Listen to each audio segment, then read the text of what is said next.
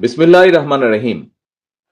বাংলাদেশের মহান বিজয়ের ৫৫তম দিবস উপলক্ষে বিএনপি আয়োজিত আজকের এই আলোচনা সভার সম্মানিত সভাপতি জনাব মির্জা ফখরুল ইসলাম আলমগীর, মঞ্চে উপস্থিত জাতীয় স্থায়ী কমিটির সম্মানিত সদস্যবৃন্দ, সম্মানিত কেন্দ্রীয় নেতৃবৃন্দ, আমার সামনে উপস্থিত বিভিন্ন শিক্ষক, বুদ্ধিজীবী, বিএনপি এবং অঙ্গ সহযোগী সংগঠনের নেতা কর্মী, সমর্থক বৃন্দ, সহকর্মী বৃন্দ, সাংবাদিক ভাইরা, আসসালামু আলাইকুম। দেশের ইতিহাসের সবচেয়ে গৌরবোজ্জ্বল দিন আমাদের আজকের এই মহান বিজয় দিবস। যতদিন বাংলাদেশ থাকবে কখনো এই দিবসের গুরুত্ব এবং তাৎপর্য কিন্তু মলিন হবে না। তবে একটা বিষয় আমাদের সকলের মনে রাখা বা স্মরণ রাখা দরকার এবং অবশ্যই একই সাথে সতর্ক থাকা দরকার। সেটা হলো বাংলাদেশের মহান যে মুক্তিযুদ্ধ, এই স্বাধীনতা, এই মুক্তিযুদ্ধ বা স্বাধীনতাকে প্রশ্নবিদ্ধ করতে দেশি বিদেশি অপশক্তি তখনও যেমন সক্রিয় ছিল, এখনো ঠিক একইভাবে তারা সক্রিয়। সময়ের সাথে সাথে হয়তো ষড়যন্ত্রকারীদের রূপ, রং, চেহারা হয়তো পাল্টেছে, কিন্তু চরিত্র ভিন্ন, একদমই পাল্টায়নি। তাদের চরিত্র বিন্দুমাত্র পাল্টায়নি।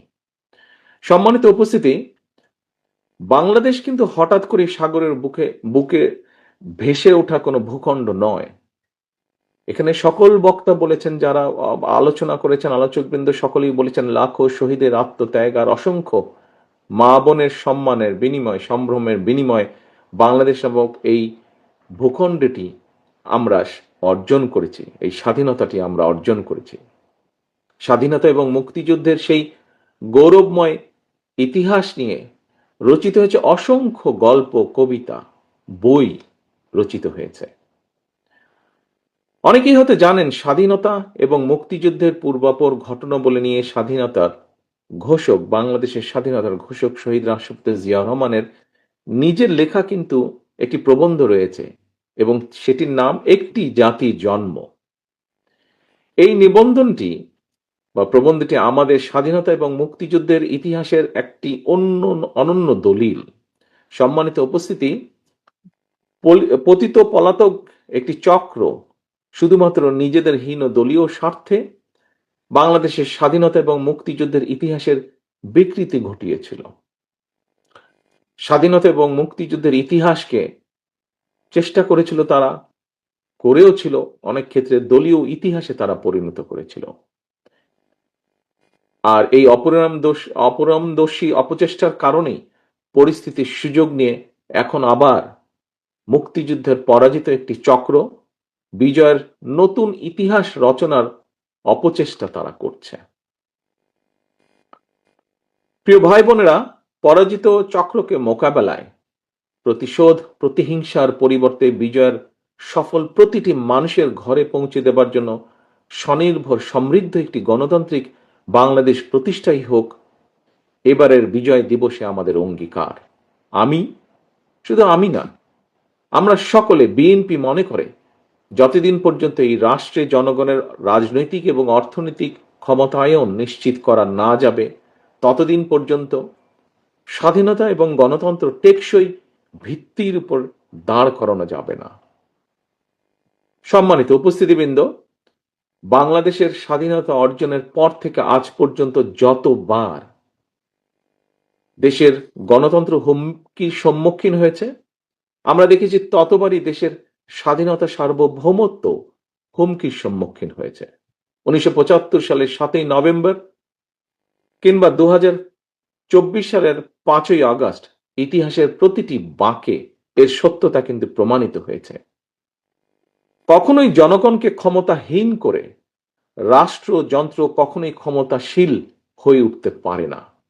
জনগণকে ক্ষমতাবান করার পূর্ব শর্তই হচ্ছে, যা সব সময় বলে এসেছি আমরা, পূর্ব শর্তই হচ্ছে জনগণের সরাসরি ভোটে জনগণের কাছে দায়বদ্ধ, জনগণের কাছে জবাবদিহিমূলক রাষ্ট্র ও সরকার প্রতিষ্ঠা।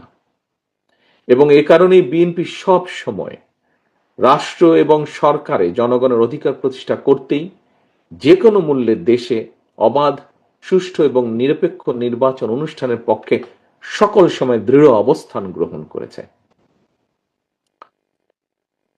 এই দেশের, বাংলাদেশের জনগণ সাক্ষী, কারণে অকারণে, শর্তের পর শর্ত জুড়ে দিয়ে কিংবা নানা অজুহাতে বাংলাদেশের স্বার্থ বিরোধী একটি চক্র নির্বাচন অনুষ্ঠানের পথে বারবার নানা রকম বিঘ্ন সৃষ্টির অপচেষ্টা তারা চালিয়ে যাচ্ছে, এখনো চলছে ক্ষেত্র বিশেষে।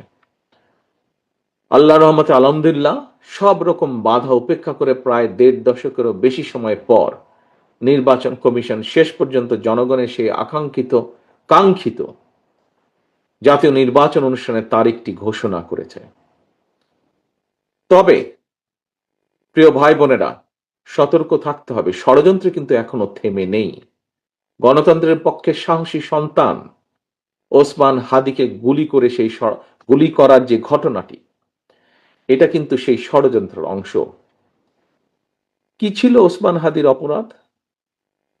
একজন রাজনৈতিক কর্মী হিসাবে আমার মনে যে প্রশ্নগুলি দেখা দিয়েছে, এই কয়েকটি প্রশ্নের জবাবের মধ্যেই আমার মনে হয় গণতান্ত্রিক জনগণের সামনেও এই যে এই ঘাতকদের চরিত্র স্পষ্ট হয়ে উঠবে। আমার মনে একজন রাজনৈতিক কর্মী হিসাবে যেই প্রশ্নগুলো দেখা দিয়েছে, এক, বর্তমান অন্তর্বর্তীকালীন সরকার বা সরকারকে যদি ব্যর্থ করা যায়, কারা তাহলে খুশি হবে? ২, নির্বাচন ছাড়াই বর্তমান অন্তর্বর্তীকালীন সরকারকে বহাল রাখা গেলে কারা লাভবান হবে? ৩, দেশে জনগণের ভোটে জনগণের সরকার প্রতিষ্ঠিত না হলে কাদের লাভ? প্রিয় ভাই বোনেরা, আমি বিশ্বাস করি এসব প্রশ্নের জবাবের মধ্যেই হাদির ঘাতকেরা লুকিয়ে রয়েছে। স্বাধীনতা প্রিয় গণতান্ত্রিকামী জনগণের শত্রুরা ঘাপটি মেরে রয়েছে এইসব প্রশ্নের ভেতর।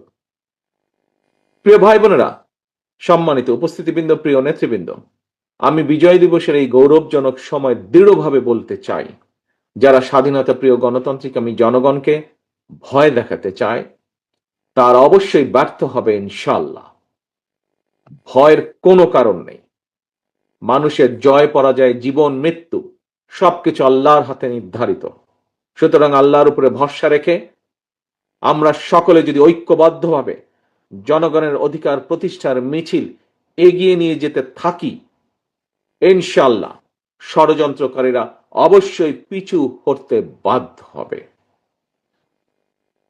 1971 সালে প্রমাণিত হয়েছে, 2024 সালে প্রমাণিত হয়েছে, 1975 সালের 7ই নভেম্বর 90-এ স্বৈরাচার বিরোধী আন্দোলন, প্রতিটি আন্দোলন সংগ্রামে প্রমাণিত হয়েছে, জনগণ ঐক্যবদ্ধ থাকলে জনতার বিজয় কেউ ঠেকিয়ে রাখতে পারে না। আমি দৃঢ় কণ্ঠে বলতে চাই, নির্ধারিত সময় নির্বাচন ইনশাআল্লাহ অনুষ্ঠিত হবে। আসন্ন নির্বাচনকে সামনে রেখে গ্রামে গঞ্জে, শহরে বন্দরে, নগরে, বাজারে মহল্লায়, অলিগলিতে, রাজপথে জনগণের নিজেদের অধিকার প্রতিষ্ঠার এই নির্বাচনে মিছিলে আমিও আপনাদের সঙ্গে থাকবো ইনশাআল্লাহ। প্রিয় ভাই বোনেরা, আসন্ন জাতীয় নির্বাচন কিন্তু কেবলমাত্র একটি এক্সপেরিমেন্ট বা এক্সপেরিয়েন্স অর্জনের নির্বাচন নয়। সম্মানিত মহাসচিব সাহেব আজকের অনুষ্ঠানের সভাপতি কিন্তু ওনার বক্তব্যে বলেছেন, আমিও অতীতে বারবার বলেছি, আসন্ন জাতীয় নির্বাচন অতীতের যে কোনো নির্বাচনের চেয়ে জটিল এবং গুরুত্বপূর্ণ। কেন? এবারের নির্বাচনের সঙ্গে জড়িত আছে বর্তমান এবং ভবিষ্যৎ প্রজন্মের স্বাদ, আশা, আকাঙ্ক্ষা, স্বার্থ এবং সম্ভাবনা। সর্বোপরি এবারের নির্বাচনের সঙ্গে জড়িত আছে বাংলাদেশের স্বার্থ এবং সার্বভৌমত্বকে সুসংহত রাখার প্রশ্ন। প্রিয় ভাই বোনেরা, আগামী দশকটি হবে রূপান্তরের দশক এবং এই চিন্তা নিয়েই আমরা আমাদের দেশ গড়ার কর্মসূচি বাস্তবায়নের পরিকল্পনা তৈরি করেছি। দেশের জনসংখ্যার অর্ধেক নারী, 4 কোটি বা তারও বেশি তরুণ, কোটি কোটি কৃষক, শ্রমিক, কর্মক্ষম এই জনসংখ্যাকে কাজে লাগিয়ে বাংলাদেশের বিজয়কে সুসংহত করাই হচ্ছে বিএনপির একমাত্র লক্ষ্য। একটি স্বনির্ভর সমৃদ্ধ বাংলাদেশ গড়ে তোলার মাধ্যমেই আমরা আমাদের আগামীর প্রতিটি বিজয় দিবসকে আরো গৌরবান্বিত এবং আরো অর্থবহ করে গড়ে তুলতে চাই। মহান বিজয় দিবসের এই প্রাক্কালে আমি দল, মত, ধর্ম, বর্ণ নির্বিশেষে কৃষিজীবী, শ্রমজীবী, পেশাজীবী, শিল্পী, সাহিত্যিক, শিক্ষক, সাংবাদিক, বুদ্ধিজীবী, ওলেমা, আলেম, পীর, মাশায়েখ তথা বাংলাদেশের সকল শ্রেণী পেশার মানুষ, প্রতিটি নাগরিককে জানাই মহান বিজয় দিবসের আন্তরিক শুভেচ্ছা। মহান বিজয় দিবস উপলক্ষে বিজয়ের বার্তাকে, প্রিয় ভাই বোনেরা, বিজয়ের যে বার্তা, এই বার্তাকে আমরা শুধুমাত্র স্লোগানের ভিতরে সীমাবদ্ধ রাখব না। বিজয়ের সুফল প্রতিটি নাগরিকের ঘরে ঘরে পৌঁছে দিতে আসন্ন জাতীয় নির্বাচনে বাংলাদেশ জাতীয়তাবাদী দল বিএনপি বা ধানের শীষ আবারও জনগণের সহযোগিতা, সমর্থন এবং সুযোগ প্রত্যাশা করছে। পরিশেষে আল্লাহর দরবারে 1971 সালের স্বাধীনতা অর্জনের যুদ্ধে শহীদ এবং 2024 সালে স্বাধীনতা অর্জনের যুদ্ধে শহীদ এবং 71 থেকে আজ পর্যন্ত দেশে গণতন্ত্র এবং জনগণের অধিকার প্রতিষ্ঠার আন্দোলনে সকল শহীদদের রুহের মাগফিরাত কামনা করছি। আল্লাহর দরবারে প্রতিটি আন্দোলন সংগ্রামে হতাহতদের দ্রুত আরোগ্য কামনা করে আমার বক্তব্য আজ এখানে শেষ করছি। আল্লাহ হাফেজ। বাংলাদেশ জিন্দাবাদ। বাংলাদেশ জাতীয়তাবাদী দল জিন্দাবাদ।